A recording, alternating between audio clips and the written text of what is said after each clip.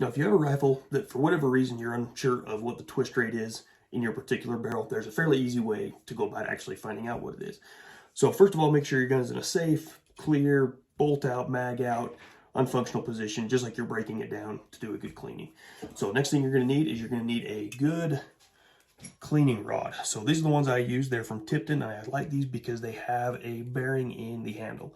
Because what we're going to be doing is having the rod get pushed into the rifle, and we need the rod to be able to spin and follow the rifling to get an accurate measurement without getting too much resistance. So I use these because these have the bearing on the handle, so I don't have any bad influence on the measurement.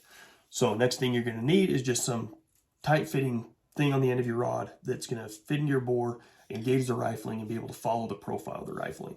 So I'm going to do the same thing I do when I clean my rifles. I'm going to have just a 1 caliber undersized bore brush, and I'm going to put a patch on top of that, just the same method I do when I'm cleaning, just to make sure I get good engagement on the riflings, to make sure the rod is going to follow the path of the rifling.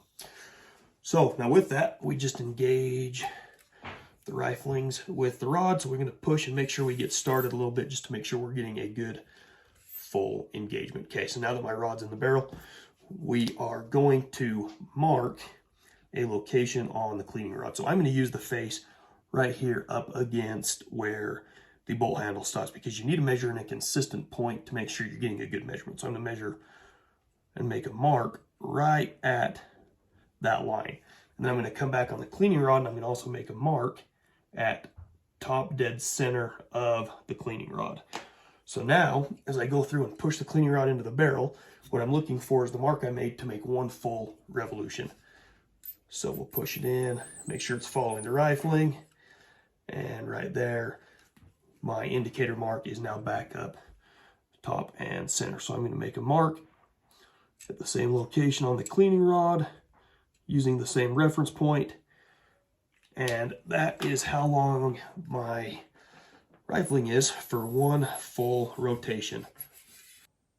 So now we've got our marks made, we will just take a measurement distance from the first mark right here to the second mark, which is back here. And that will tell us the distance for the rifling to make 1 full revolution, which is going to be our twist rate. So we'll just take a tape measure, get a quick measurement off of here. As you can see, that mark is showing up just about 8 inches, and this is a 1 1/8 twist barrel.